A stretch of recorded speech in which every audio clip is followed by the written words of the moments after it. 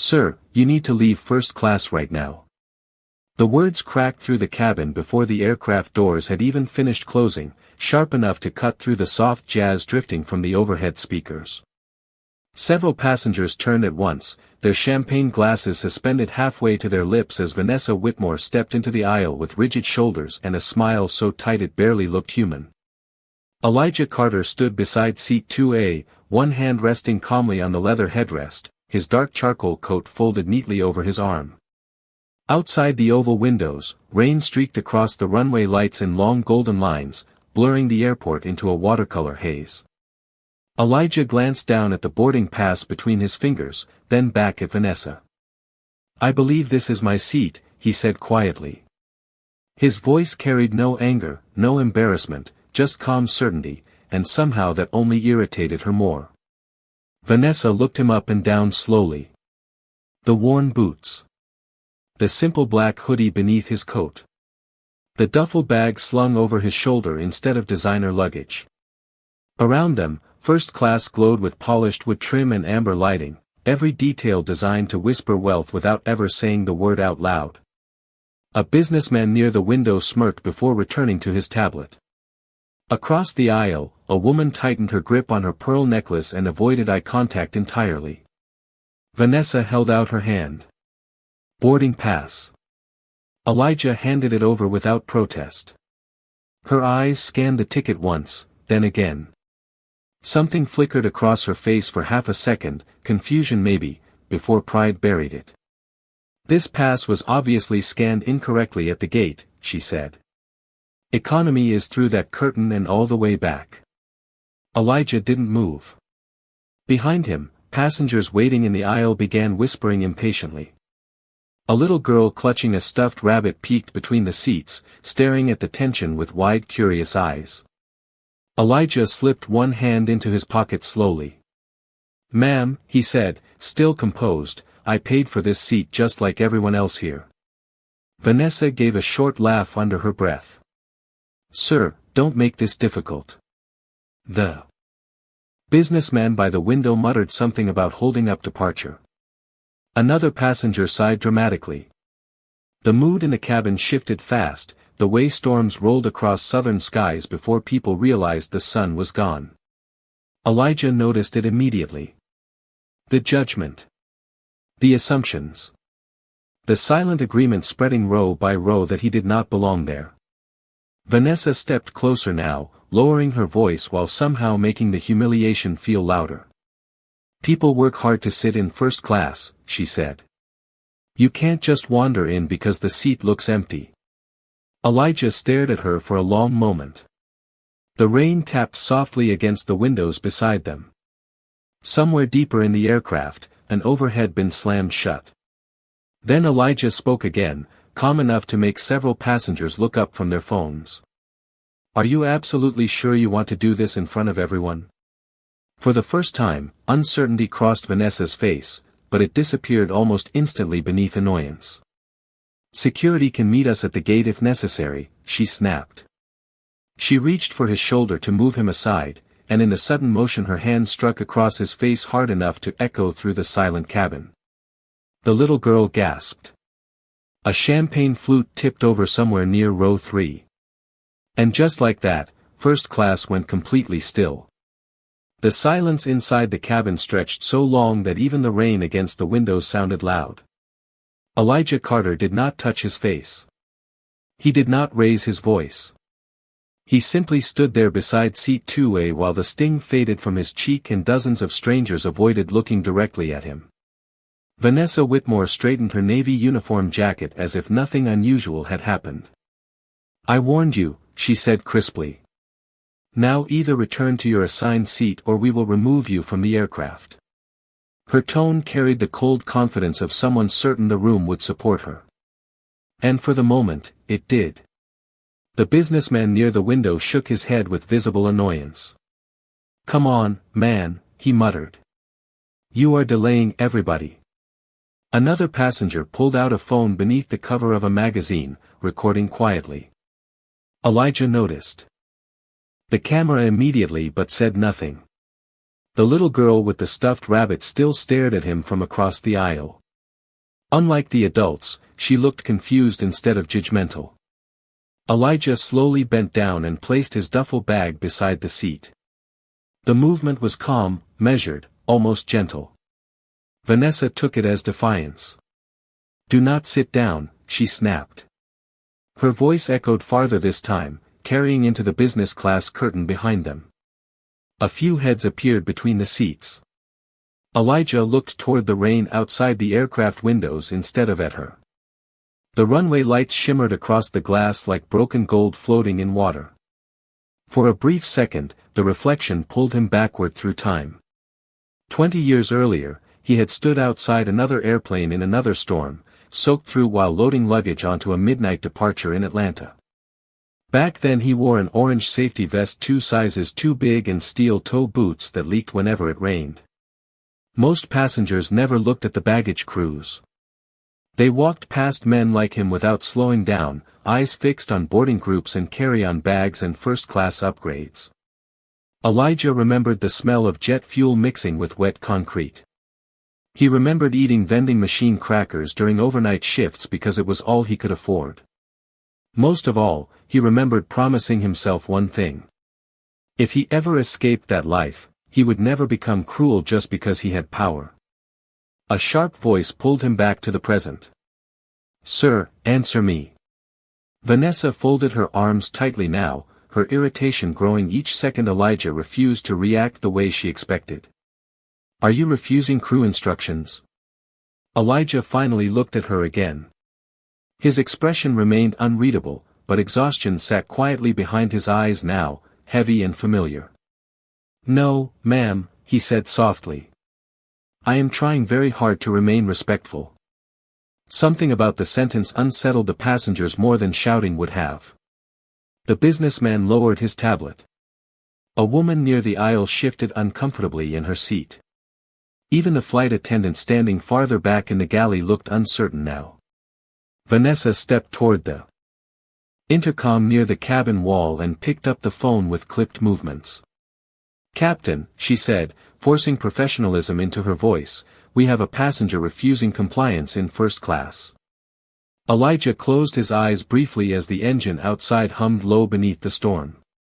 Then he reached slowly into the inside pocket of his coat and removed a slim black wallet. Not flashy. No gold trim. No designer logo. Just smooth worn leather. He opened it carefully and glanced at the small photograph tucked inside beside several folded papers. An older woman smiled back at him from the picture, standing beneath bright summer sunlight with one hand resting on his shoulder. Elijah stared at the photo for half a heartbeat before sliding the wallet shut again. Across the aisle, the little girl whispered to her mother, "Why is everybody being mean to him?" Her mother did not answer. And somehow, that silence hurt more than the slap ever could. The cabin lights dimmed slightly as thunder rolled somewhere beyond the airport walls, low and distant beneath the steady vibration of the aircraft engines.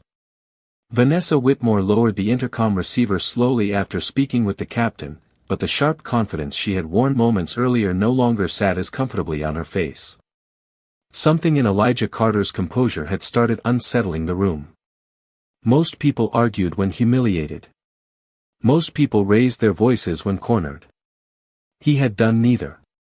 He simply stood there beside seat 2A with rainlight reflecting across the dark fabric of his coat, calm enough to make everyone else feel uneasy about their own behavior.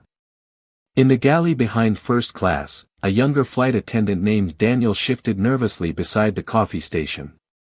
He had been quiet since the confrontation started, mostly because Vanessa outranked him and because airline culture taught junior crew members to avoid challenging senior attendants publicly. But now his eyes drifted again toward Elijah's left wrist.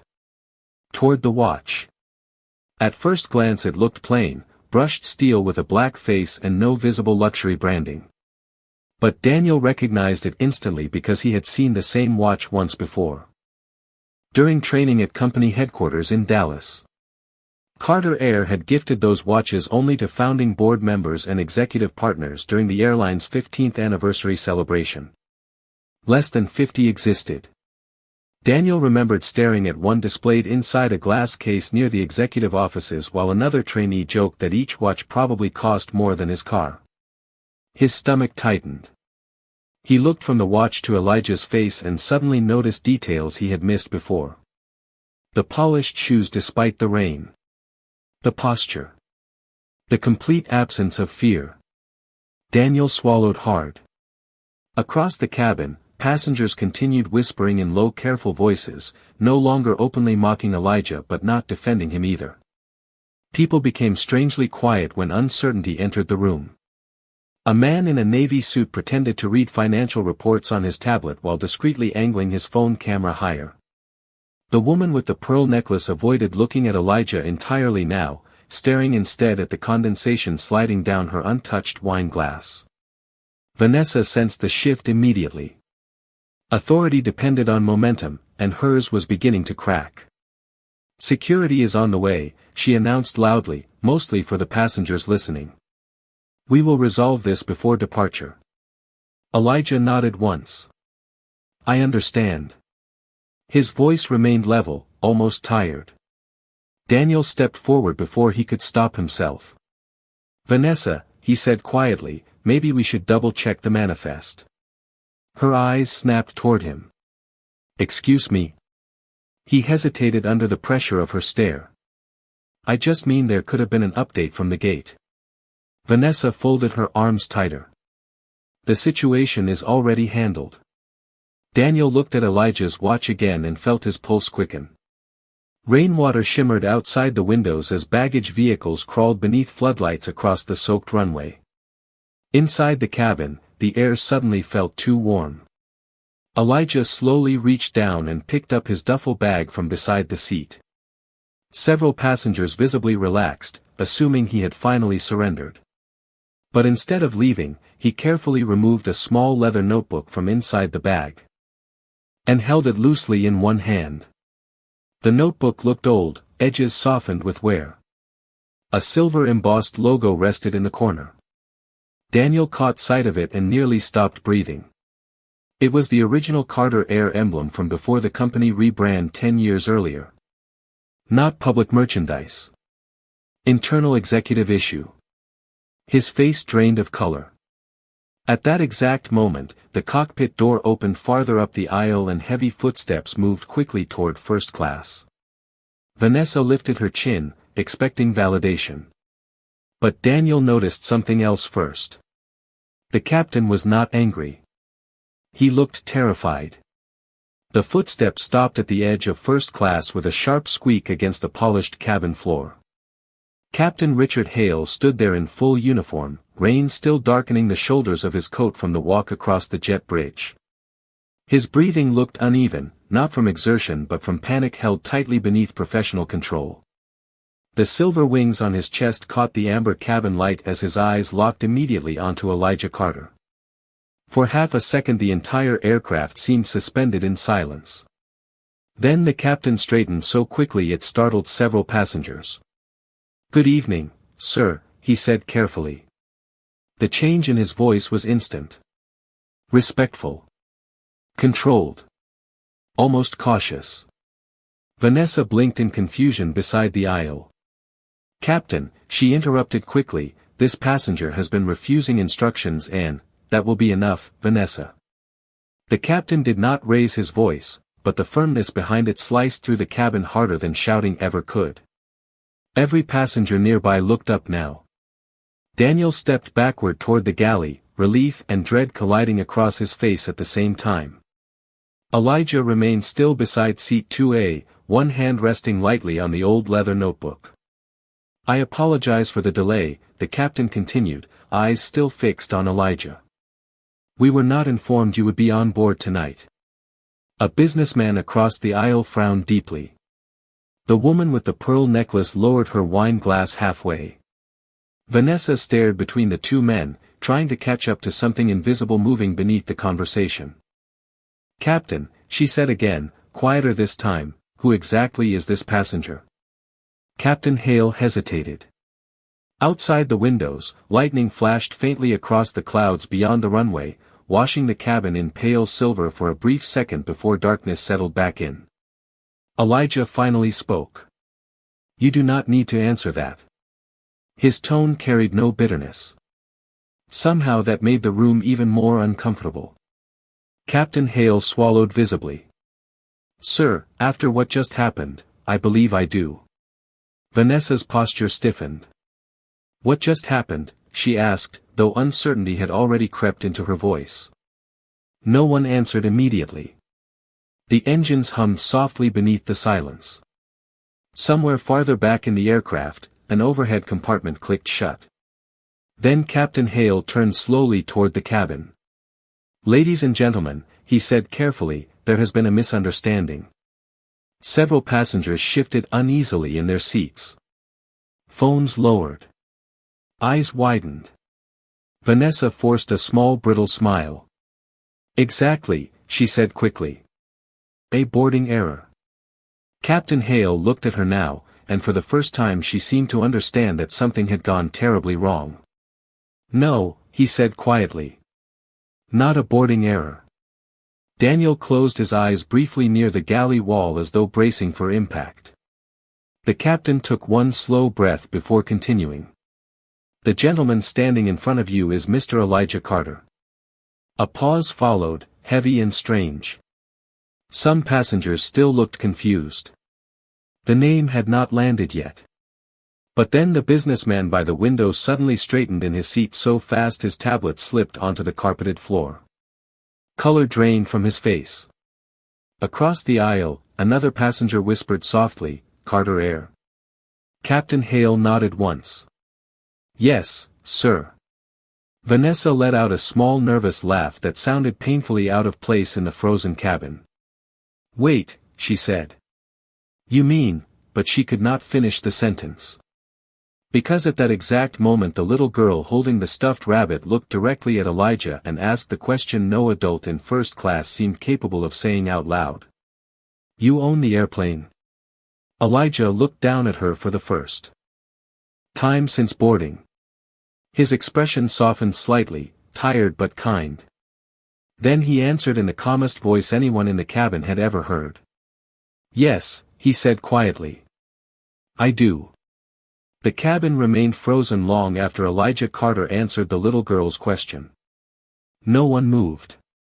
No one even seemed to breathe correctly anymore. The rain outside continued sliding across the windows in soft silver streams while the aircraft lights reflected off untouched champagne glasses and stunned faces. Vanessa Whitmore stood motionless in the aisle, one hand still half lifted from where she had pointed toward economy minutes earlier. But now the gesture looked absurd hanging there in the silence. The businessman near the window bent quickly to retrieve his tablet from the floor, his hands suddenly clumsy. Across the aisle, the woman with the pearl necklace lowered her eyes as though ashamed to be caught looking at Elijah at all. Phones disappeared beneath armrests. Whispers vanished. The judgment that had filled first class only moments ago collapsed under the weight of realization. Captain Hale stepped closer to Elijah, his posture rigid with discomfort. "Sir," he said quietly, "I sincerely apologize for what happened before departure." Elijah looked at him for a long moment, then nodded once. "Thank you, Captain."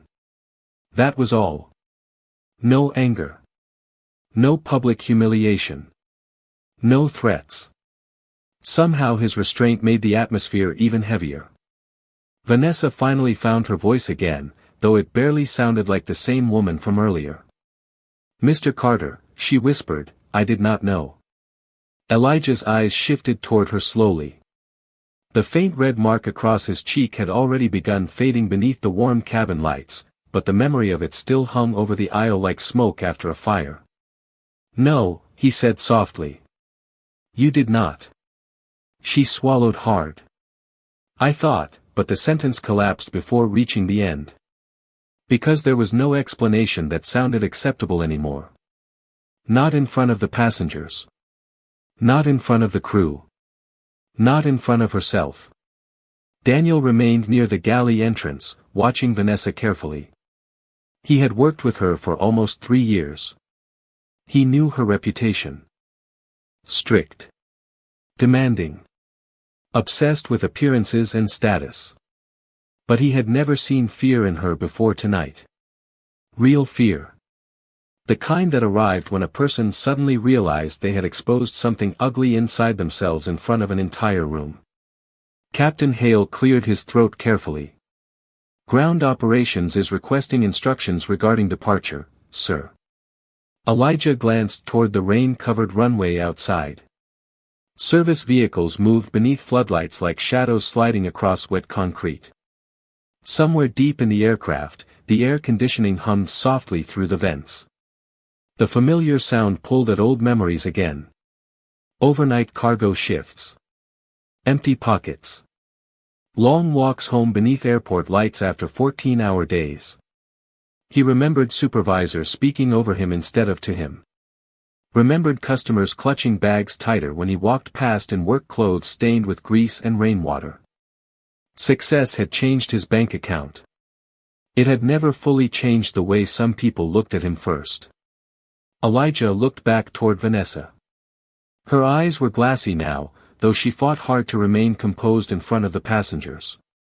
"Please," she said quietly, "allow me to apologize." The cabin stayed perfectly still waiting for his response. Elijah studied her for several seconds before speaking. "Do you know what hurt the most?" he asked softly. Vanessa blinked. "Sir."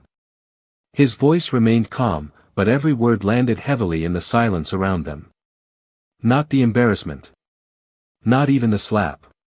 He paused briefly, glancing around the cabin at the passengers who could no longer meet his eyes.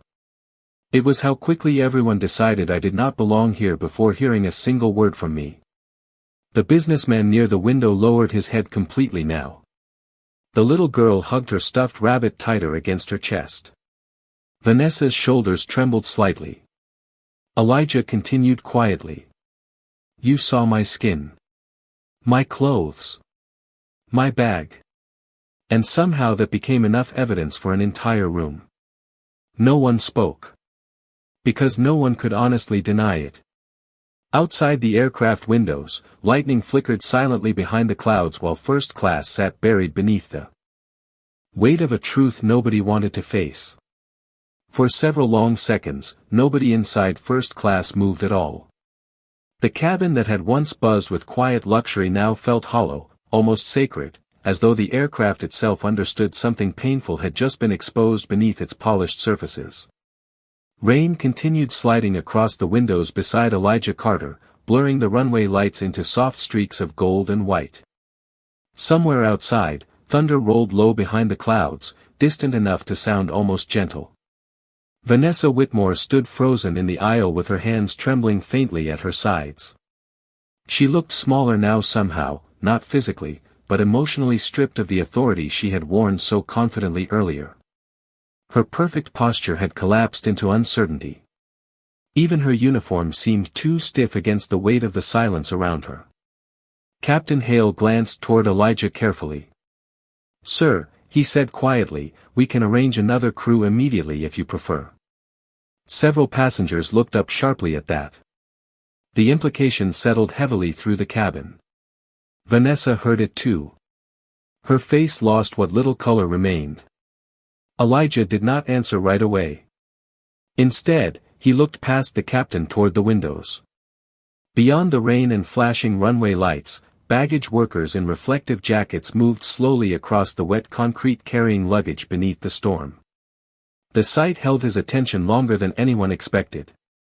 Daniel noticed Elijah watching them and suddenly understood why. Those workers looked exactly like Elijah had looked years ago. Invisible to most people unless something went wrong. Elijah finally spoke without turning around. "Do they still work overnight shifts in this weather?" Captain Hale blinked, caught off guard by the question. "Yes, sir," he answered carefully. Elijah nodded faintly. "I remember loading bags during thunderstorms in Atlanta when I was 19. My supervisor used to tell us the planes could not wait for rain because wealthy people hated delays." A few passengers lowered their eyes again. Elijah's voice remained calm, almost reflective now, like someone speaking to memories instead of the room itself. One night I worked 12 straight hours in soaked boots because I could not afford new ones. He glanced down briefly at the polished floor beneath first class. I remember walking through cabins like this after cleaning crews finished. Everything smelled expensive. Leather seats. Fresh coffee. Warm towels. His eyes lifted slowly toward the passengers listening in silence. Back then I thought first class was where successful people Saturday. He paused softly. I did not realize kindness had nothing to do with ticket prices. The word settled heavily into the cabin air. Even the businessman near the window looked visibly shaken now, staring at his own reflection in the darkened glass. Vanessa swallowed hard, tears finally gathering despite every attempt to stop them. "Mr. Carter," she whispered, "I am deeply sorry." Elijah looked at her again. Not coldly. Not cruelly. That somehow hurt her even more. "I believe you are sorry now," he said gently. Her shoulders trembled. Captain Hale shifted uncomfortably beside the aisle. "Sir," he began carefully, "corporate headquarters will want a formal report immediately." Elijah gave a small tired smile that barely lasted a second. "Of course they will." The little girl across the aisle still held her stuffed rabbit tightly against her chest. She leaned slightly toward Elijah. "Are you mad at everybody?" she asked quietly. Several adults visibly stiffened at the question. Elijah looked at her for a moment before answering. "No," he said softly. "Just disappointed at how easy it is for people to forget each other's humanity." The girl nodded slowly as if trying to understand something far bigger than airplanes or first-class seats. Outside the cabin windows, lightning flashed again beyond the storm clouds, illuminating the rain for a brief silver moment before darkness settled softly back over the runway.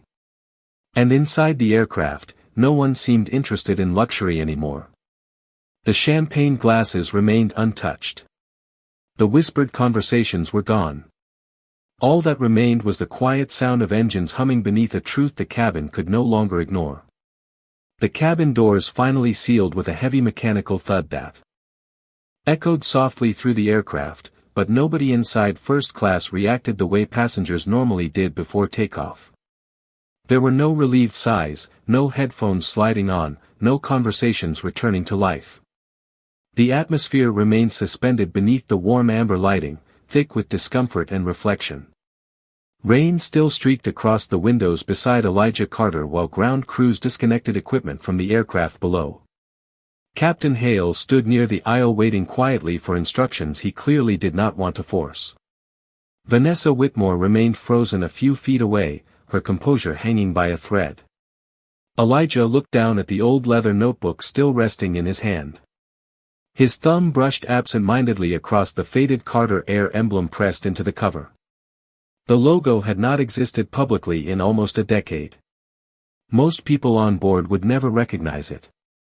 But to Elijah, it still represented the version of the company he cared about most.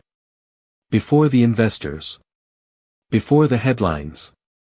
Before private lounges and executive interviews turned his airline into another corporate machine chasing appearances over people. He slowly opened the notebook and glanced at a handwritten list tucked inside the front cover.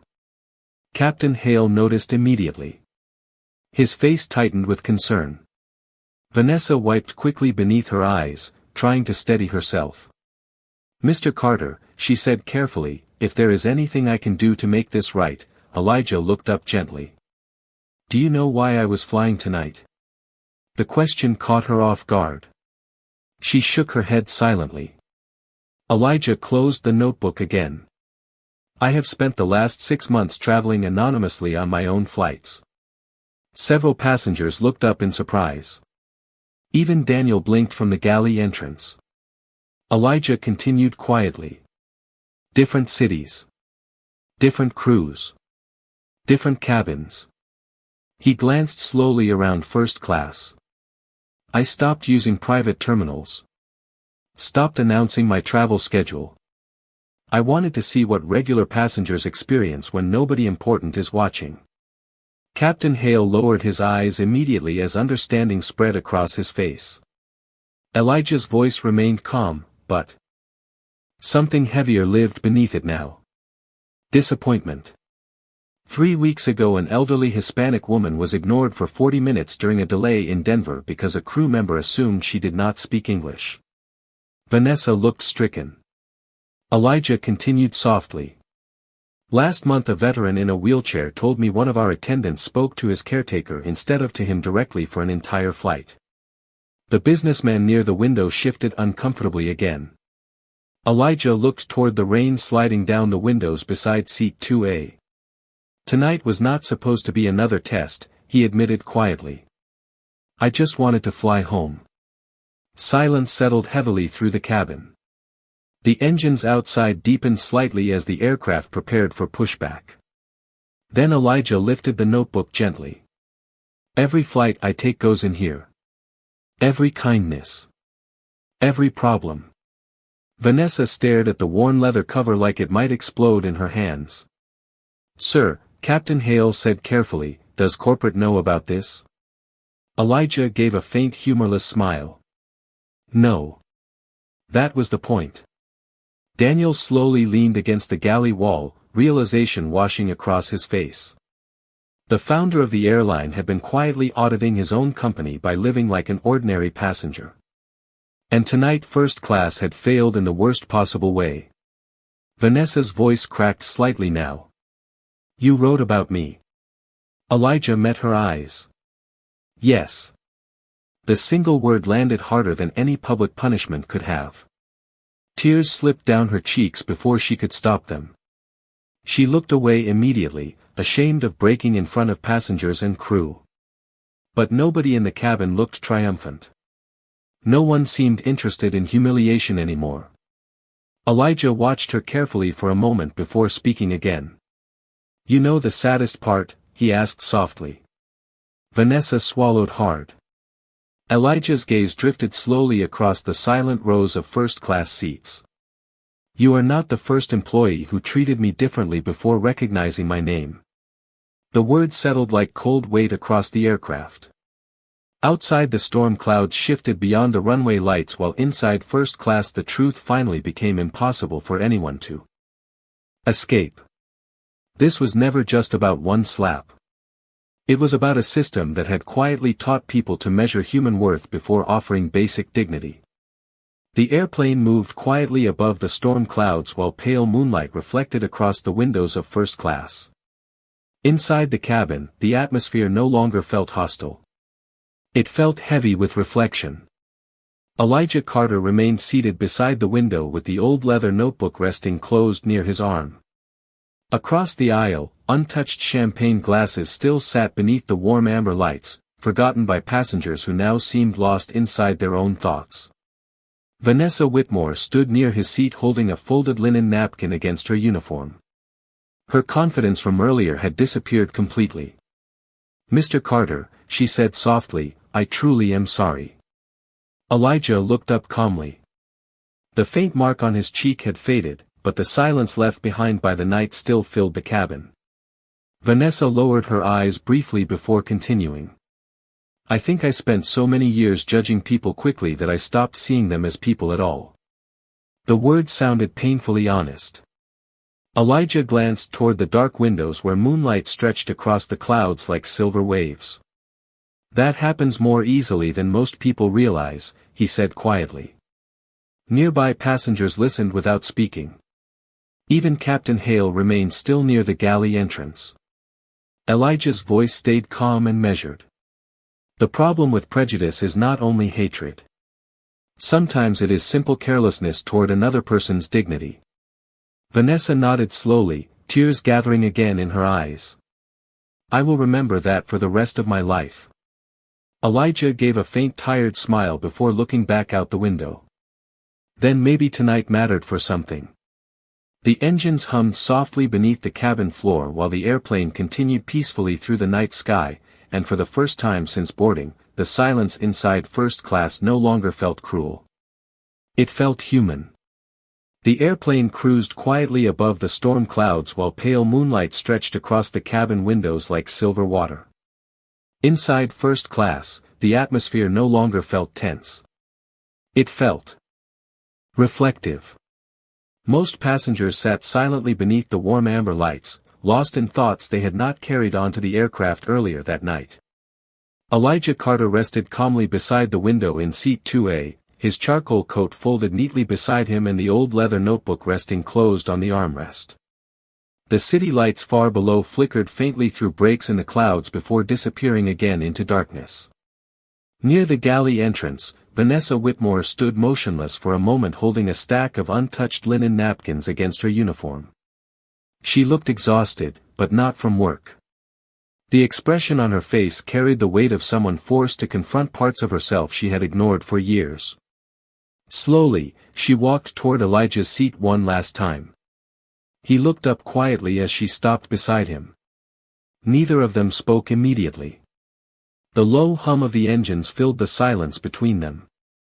Finally, Vanessa placed a fresh cup of coffee carefully onto his tray table. Her hands no longer trembled. "No charge for this one," she said softly, managing the faintest smile. Elijah looked at the coffee, then back at her. For the first time that night, there was no fear or hostility left in her eyes. Only humility. Elijah nodded once in appreciation. Vanessa glanced around the quiet cabin before speaking again. "I think tonight changed more people than just me." Elijah followed her gaze toward the passengers sitting silently beneath the dim lights. Then he looked back out the window at the endless clouds glowing beneath the moonlight. "Sometimes people only learn humanity," he said quietly, "when silence finally forces them to listen." Vanessa stood there for another moment before returning slowly toward the galley. Elijah lifted the warm cup in both hands and stared peacefully into the dark sky ahead while the aircraft disappeared deeper into the calm night above the clouds.